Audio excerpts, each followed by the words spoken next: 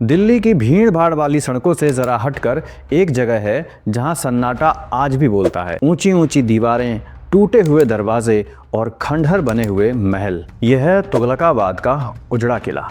आप अगर तुगलकाबाद मेट्रो से जब भी एग्जिट करते हैं तो बाहर एक बड़ा सा बोर्ड लगा है जो इस किले के बारे में ही है।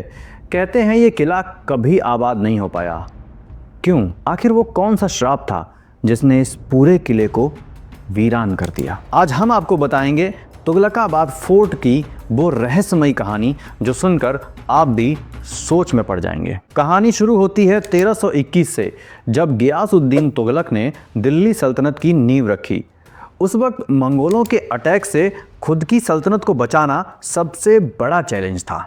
तो गियासुद्दीन ने सोचा कि एक ऐसा किला बनवाया जाए जो इतना मजबूत हो कि कोई दुश्मन उसको कभी जीत ना सके।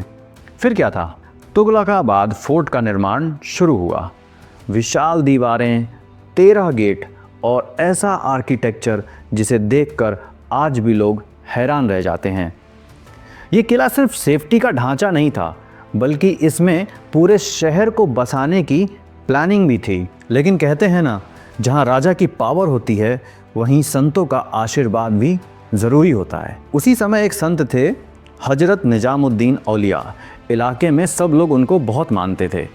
उन्हें चिराग-ए दिल्ली भी कहा जाता था। इनके नाम से ही दिल्ली में निजामुद्दीन रेलवे स्टेशन भी है। तो वो गरीबों के लिए बावड़ी बनवा रहे थे, जिसे स्टेप बेल भी कहते हैं, जिससे पानी की व्यवस्था हो सके। उसमें भी काफ़ी संख्या में मजदूर उनकी हेल्प कर रहे थे। जब ये बात गियासुद्दीन को पता चली तो उसने अर्जेंट बेसिस पे सब मजदूरों को ऑर्डर दिए कि सब लोग सिर्फ किले के लिए काम करेंगे। नतीजा ये हुआ कि बावड़ी का काम रुक गया। कहते हैं कि निजामुद्दीन औलिया ने मजदूरों से कहा कि दिन में सुल्तान के लिए काम करो और रात में अल्लाह के लिए। मजदूर रात को चोरी छिपे दिए की रोशनी में बावड़ी खोदने और बनाने आने लगे। तुगलक ने बावड़ी का काम रुकवाने के लिए तेल की सप्लाई भी बंद करवा दी। बिना तेल के मजदूर रात में काम नहीं कर सकते थे।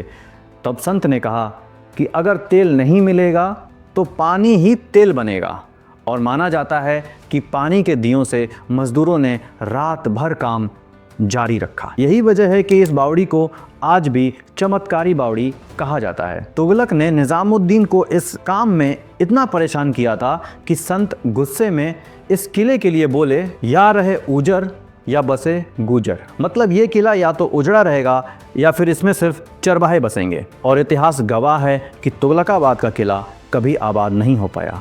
आज भी आसपास के इलाकों में ज़्यादातर गुजर रहते हैं। अब आगे बढ़ते हैं। इधर किला और बावड़ी दोनों एक साथ बन रहे थे।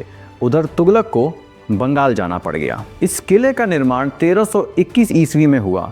करीब 2.5 से 3 साल में ये लगभग बनकर तैयार हो चुका था। ये दिल्ली सल्तनत का सबसे तेज़ी से बना विशाल किला माना जाता है, क्योंकि तुगलक ने सख्त आदेश दिए थे और हज़ारों मजदूर दिन रात लगाए थे। उधर पानी की बावड़ी भी साथ में ही बनना शुरू हुई थी, जो 1-1.5 साल में कंप्लीट हो गई। बंगाल प्रोजेक्ट को कंप्लीट करने के बाद तुगलक जब वापस अपने शानदार किले को देखने के लिए आने वाला था तो किसी ने उसके कान भर दिए कि आपके ऑर्डर्स के बाद भी बावड़ी बना दी गई है। नाराज होकर के तुगलक ने वहीं से निजामुद्दीन औलिया को अपने सामने पेश होने का नोटिस भिजवाया। नोटिस पढ़ने के बाद निजामुद्दीन के मुंह से एक और स्टेटमेंट निकली जो आज एक कहावत बन चुकी है। नोटिस पढ़ने के बाद निजामुद्दीन ने तुगलक के लिए कहा, हुनूस दिल्ली दूरस्त।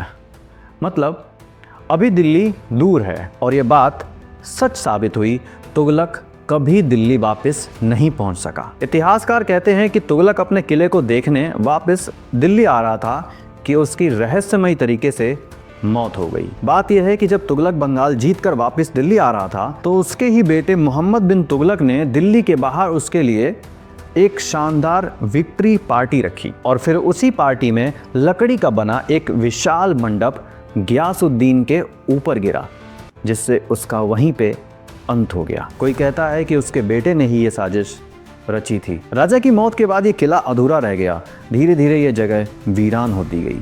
गियासुद्दीन की रहस्यमयी मौत के बाद उसका बेटा मोहम्मद बिन तुगलक गद्दी पर बैठा, लेकिन उसका दिमाग अलग ही चल रहा था। उसने राजधानी दिल्ली से दौलताबाद शिफ्ट कर दी। तुगलकाबाद का उजड़ा किला नाम इतना मशहूर हो गया कि लोग वहां बसने से डरते थे। धीरे धीरे आसपास गुजर चरवाहे बस गए, लेकिन किसी सल्तनत ने इसे राजमहल की तरह अपनाने की हिम्मत नहीं की। इतिहासकारों के मुताबिक किले की कुछ कमजोरियां भी थीं। किले के भीतर सफिशिएंट पानी का स्रोत नहीं था। किला शहर की आबादी से दूर था। ओल्ड दिल्ली और चांदनी चौक जैसे इलाके लोगों के लिए ज्यादा सुविधाजनक थे। इतना विशाल होने की वजह से इसे मेंटेन करना भी मुश्किल था। शायद इसीलिए इसके बाद के राजाओं ने भी इसे अपनाने के बजाय खुद के अलग किले बनाए। आज ये किला बस एक खंडर बन चुका है।